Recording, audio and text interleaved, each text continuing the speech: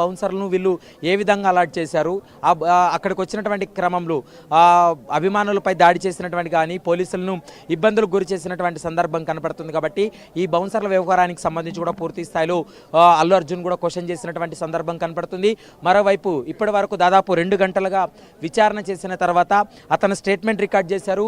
మొత్తం సంధ్యా థియేటర్ తొక్కిసలాట ఘటనలో 18 మంది పైన 18 మెంబర్స్ పైన కేసు నమోదు చేయడం జరిగింది. 11వ నిందితుడిగా అల్లు అర్జున్ ఉన్నాడు.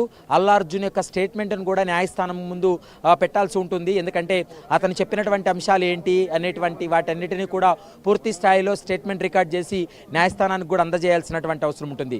ఎందుకంటే అల్లు అర్జున్ మధ్యంతర బెయిల్ పైన దాదాపు 4 వారాల పాటు మధ్యంతర బెయిల్ పైన ఉన్నాడు. కాబట్టి ఇప్పుడు ఒకవేళ మధ్యంతర బెయిల్ క్యాన్సిలేషన్ కావాలని పోలీసులు పిటిషన్ దాఖలు చేస్తే ఖచ్చితంగా అల్లు అర్జున్ స్టేట్మెంట్ రికార్డ్ చేయాల్సినటువంటి అవసరం ఉంటుంది. కాబట్టి స్టేట్మెంట్ రికార్డును కూడా ప్రస్తుతం న్యాయస్థానం ముందు కూడా పెట్టేటువంటి అవకాశం అయితే కనపడుతుంది.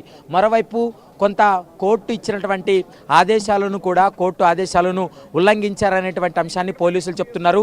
ఎందుకంటే సీఎం రేవంత్ రెడ్డి అసెంబ్లీ సాక్షిగా మాట్లాడిన తర్వాత సాయంత్రానికి మళ్ళీ అల్లు అర్జున్ ప్రెస్ మీట్ పెట్టి కొన్ని అంశాలను తను మీడియా ముందు చెప్పడంతో ఈ కేసుని ఎంతో కొంత ప్రత్యక్షంగా కానీ పరోక్షంగా కానీ కొంత ప్రభావితం చేశాడు, కొంత కేసును ప్రభావితం చేసే విధంగా వ్యవహరించాడనేది పోలీసులు చెప్తున్నారు. ఇది కోర్టు యొక్క ఆదేశాలను ఉల్లంఘించినట్లవుతుంది. కాబట్టి ఈ అంశాలను కూడా కోర్టు దృష్టికి తీసుకెళ్తాం. మరోవైపు ఇప్పటి వరకు జరిగినటువంటి ఇన్వెస్టిగేషన్లో సేకరించినటువంటి ఆధారాలు ఏవైతే ఉన్నాయో ఆ ఆధారాలన్నీ కూడా కోర్టుకు సబ్మిట్ చేస్తాం. ప్రస్తుతం ఈ కేసు అంతా కూడా కోర్టు పరిధిలో ఉంది. కాబట్టి ఈ అంశాలను బయటికి వెల్లడించమంటూ కూడా పోలీసులు అయితే స్పష్టంగా చెప్తున్నారు. ఎందుకంటే అల్లు అర్జున్ను క్వశ్చన్స్ అడిగింది సమాచారం ఉన్నప్పటికీ కూడా అల్లు అర్జున్ ఏం స్టేట్మెంట్ ఇచ్చాడు, ఏం చెప్పాడు అనేది అది బయటకు రాకుండా పోలీసులు కొంత జాగ్రత్త పడుతున్నారు.